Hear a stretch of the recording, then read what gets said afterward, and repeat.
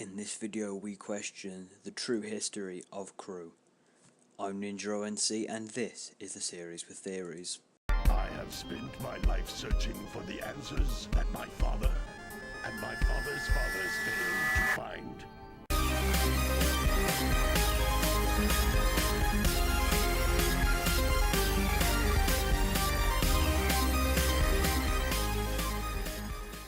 Hey everyone, it's NinjaONC here, and for today's video I am joined by ZenoByte. Do you want to say hi? Oh, hello. You have a very good accent for radio, I must say. Thanks.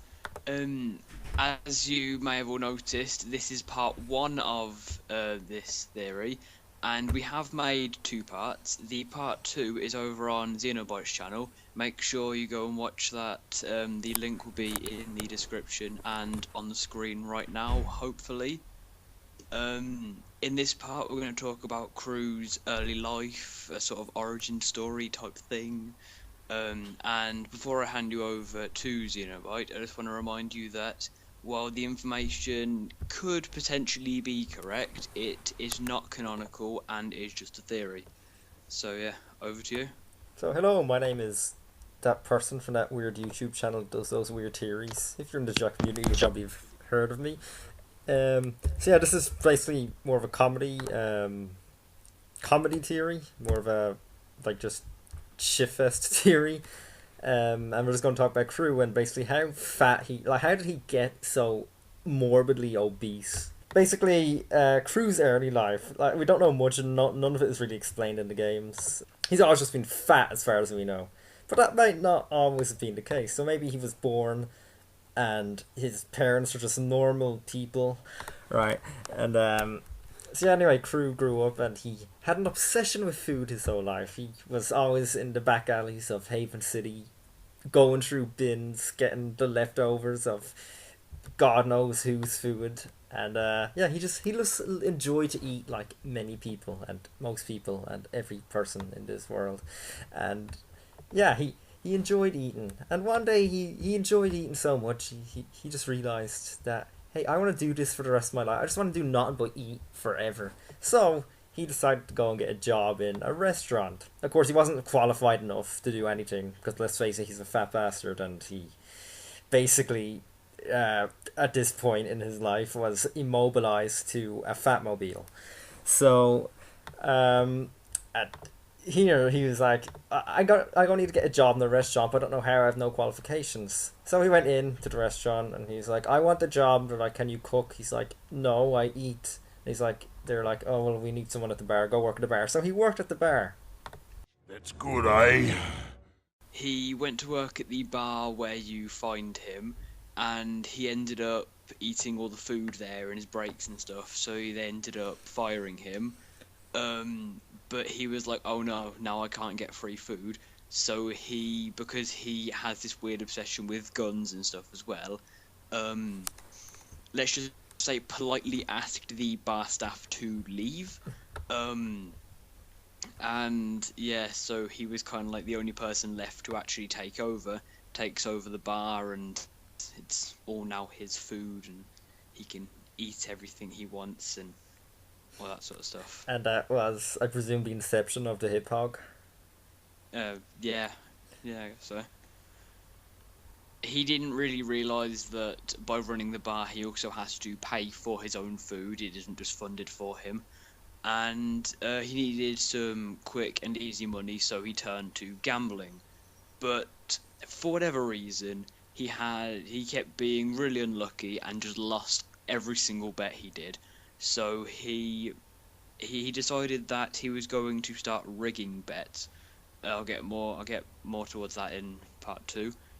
But he would, using his guns, threaten to kill the competitors to make sure that they would win whatever he required to win the bet.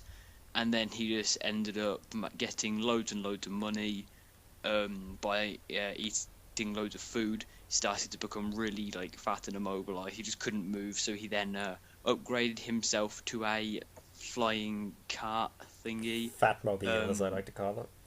Yeah. which is what he's like flying around in.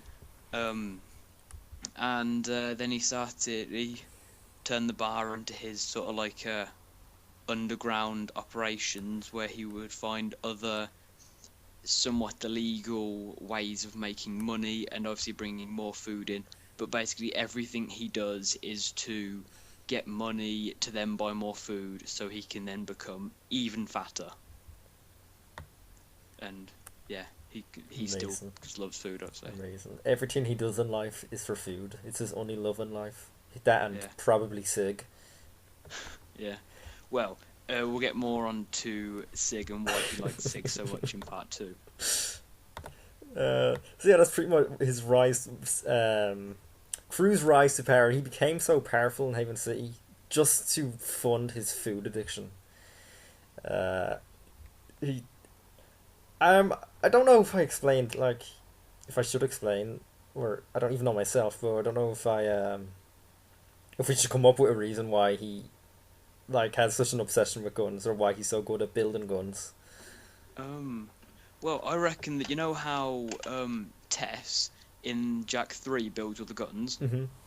I reckon that she was always making guns for Krew.